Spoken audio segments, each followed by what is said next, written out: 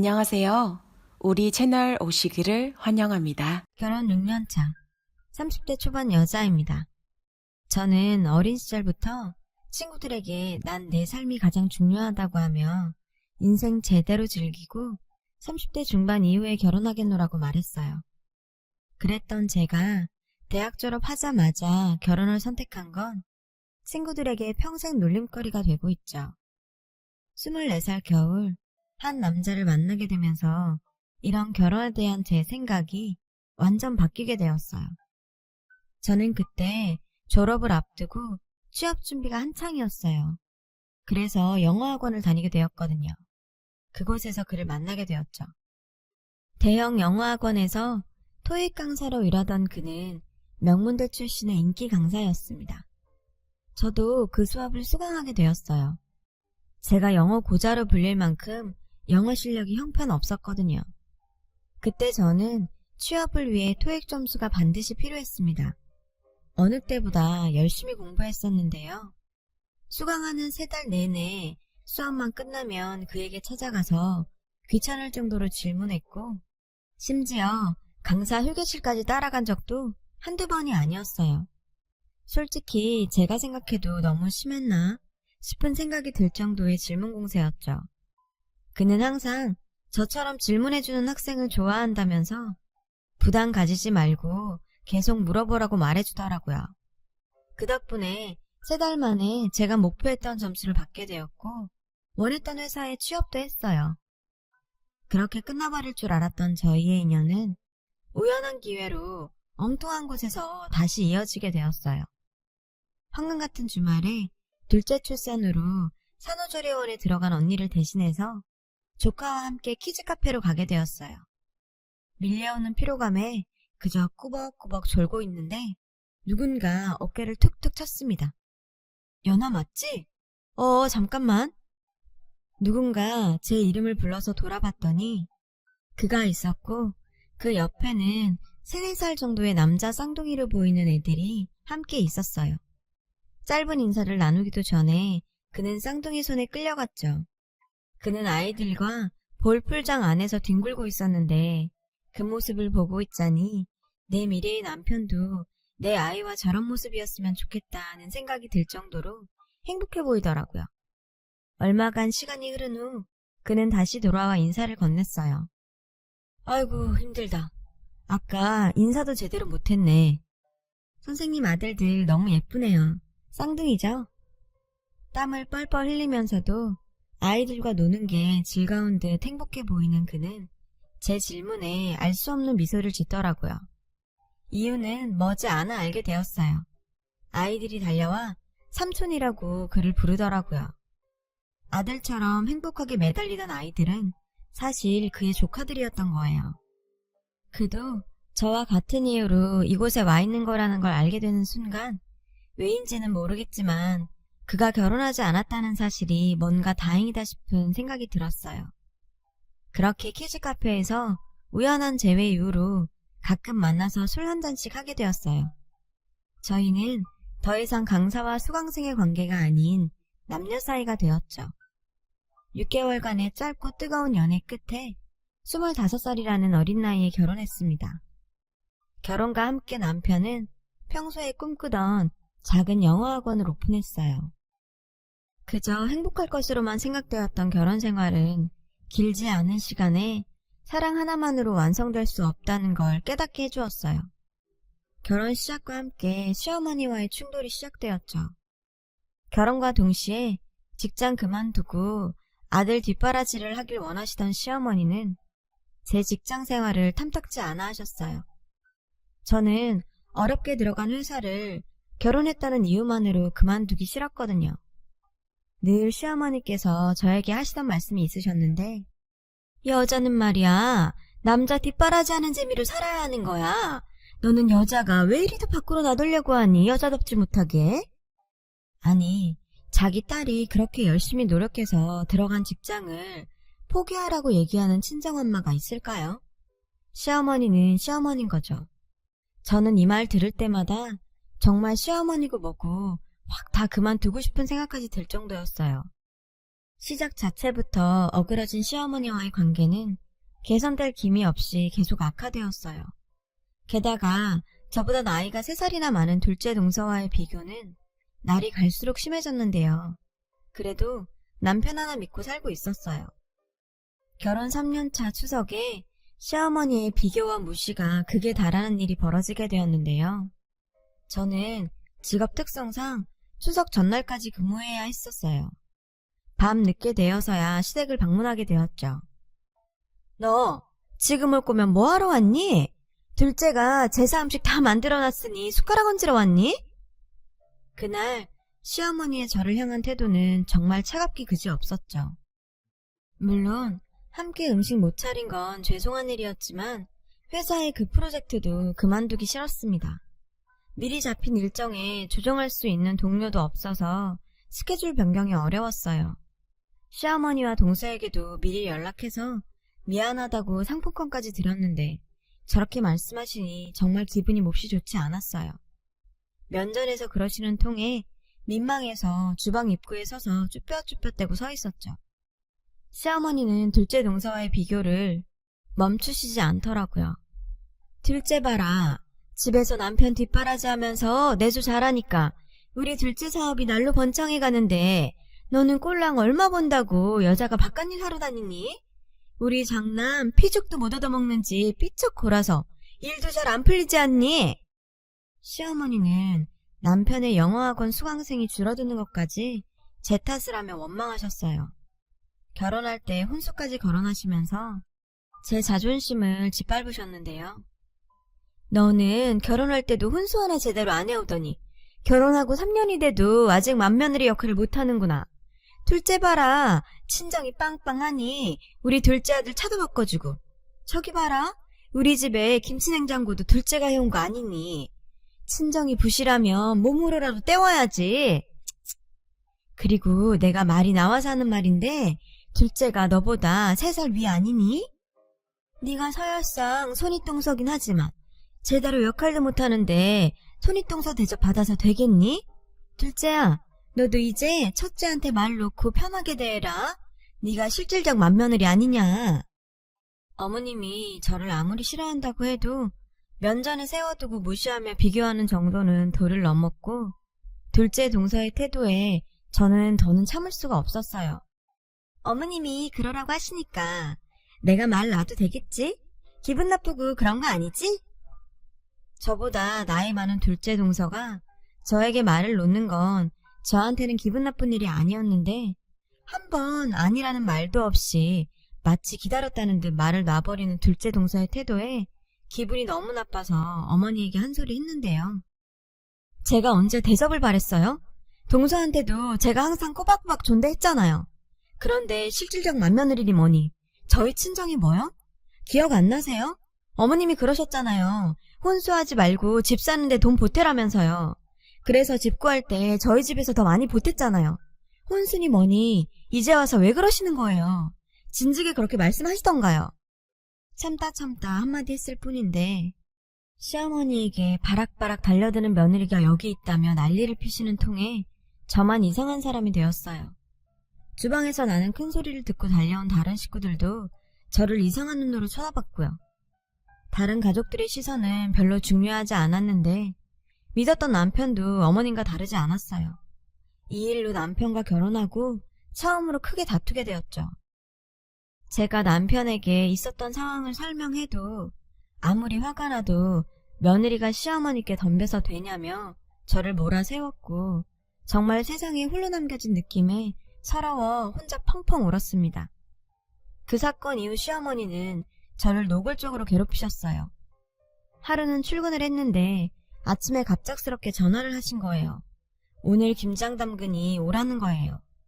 어머님과 너무 안 좋을 때라 그 연락을 받고 회사에서 욕먹을 것을 각오했죠. 당일 월차를 쓰고 시댁으로 갔어요. 그곳에는 이미 둘째가 와 있었는데요. 넌 항상 이렇게 늦는구나. 우리가 시장 보고 배추 밑간 다 해놨으니 네가 지금부터 김치 속만 좀 넣으면 된다. 우리는 새벽부터 움직였더니 온천쯤 갔다 와야겠구나. 저에게 덩그러니 100포기의 절인 배추와 양념만 넘겨주고는 둘은 온천을 가버렸어요. 너무 황당하고 어처구니 없는 이 상황에 어떤 말도 나오지 않더라고요. 정말 손도 대지 않고 집에 가고 싶은 마음이 굴뚝 같았지만 어차피 온 거 그저 한 포기 한 포기 배추 속을 채워가고 있었어요. 온천 갔다 금방 온다던 그 둘은 저녁이 돼서야 돌아왔고요. 너 아직 이거밖에 못했니? 하루 종일 어디서 놀다 온 건지 하하호호 웃으면서 들어오는 시어머니 입에서 나온 한마디는 간신히 잡고 있던 제 이성의 끈을 끊어놓았어요. 들고 있던 김치를 바닥에 내팽겨 쳐버리고 집으로 돌아왔습니다. 그런 소식은 어찌나 빨리도 전달되는지 남편은 잔뜩 화난 표정으로 집으로 돌아왔죠. 어떻게 자기 엄마한테 그럴 수 있냐며 소리를 질러댔어요. 내가 지금까지 알던 그 남자가 맞나 싶더라고요. 김장 사건 이후 저는 시댁 쪽은 쳐다보기도 싫어서 그 후 한 번도 시댁을 방문하지 않았어요. 그 때문에 남편과 갈등이 심해졌고 저희 관계도 이전 같진 않아졌죠. 그래도 예쁜 딸 혜리까지 있는 상황에서 무책임하게 이혼하고 싶지는 않았어요. 시간은 모든 걸 치유하는 가장 좋은 약이라고 했죠. 시댁 식구들과 부딪히는 일이 없어지니 남편과 제 사이도 조금씩 회복해가는 듯 했어요.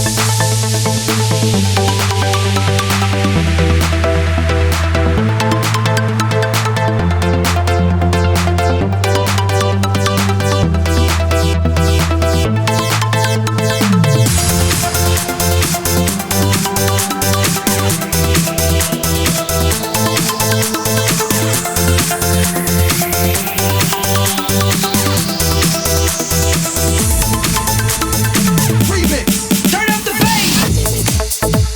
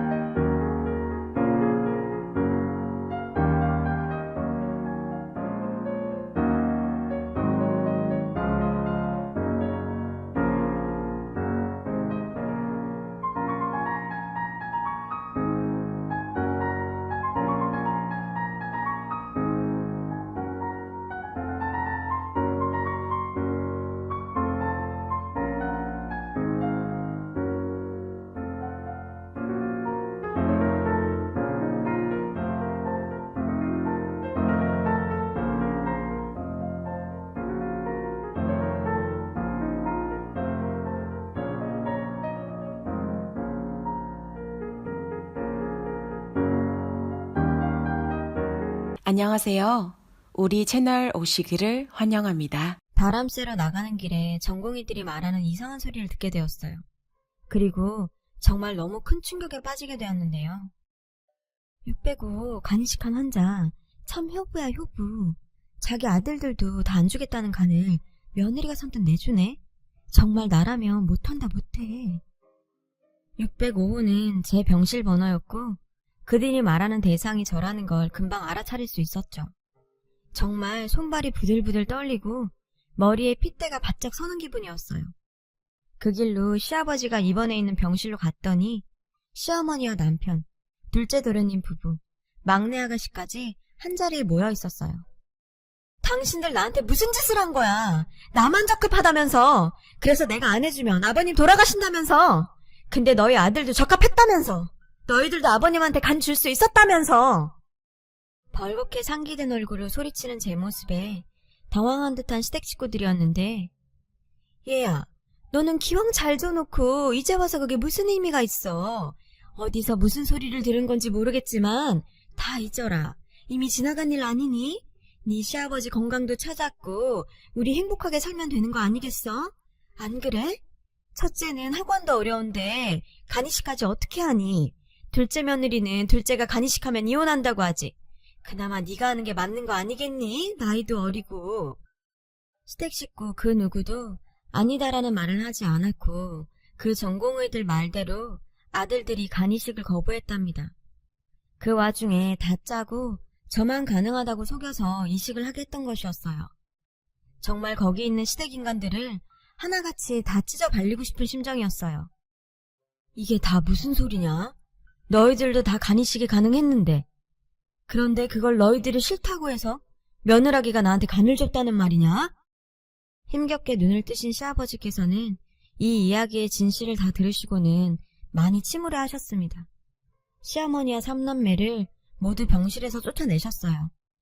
간 이식을 한 건 어쨌든 제 선택이었으니까 남 탓할 생각은 없었지만 저 역시 자기 간이 아까워 마누라 팔아먹는 남편놈하고는 더 이상 살 생각이 없어졌습니다. 이혼 소송을 진행하게 되었어요.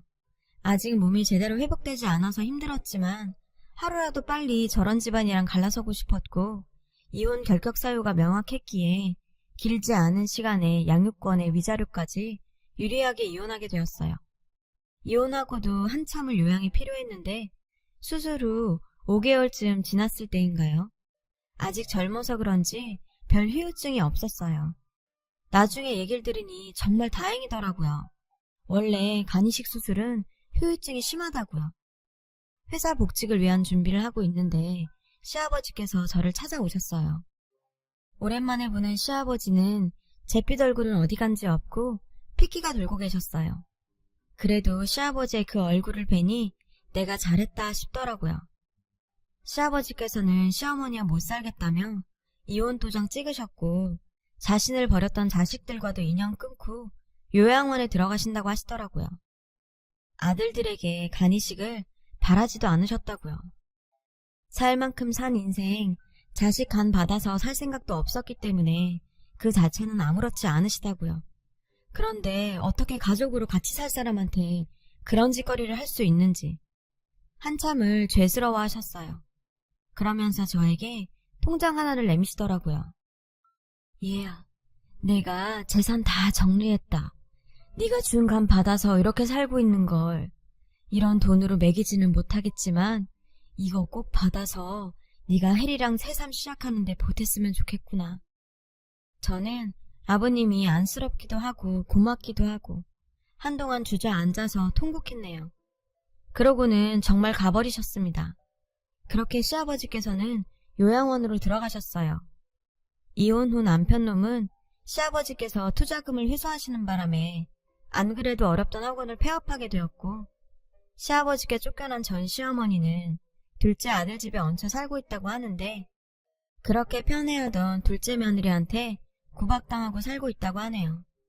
전 요즘에도 가끔 시아버지가 계신 요양원에 혜리와 함께 찾아뵙는데요. 건강도 많이 회복되셔서 요양원에서 운동도 시작하셨다고 자랑하시더라고요. 아버님의 도움으로 저도 당당한 돌싱으로 제 2의 삶을 준비하고 있습니다. 딸과 꼭 보란듯이 행복하게 살아야겠어요. 이런 이야기를 털어놓고 나니 제 마음이 한결 편해지네요. 제 이야기를 들어주신 모든 분도 즐겁게 사시길 바랍니다. 감사합니다. 여러분, 사연 댓글에 응원과 현명한 조언 부탁드려요. 좋아요와 구독은 저에게 큰 힘이 됩니다. 오늘도 좋은 일 가득하세요.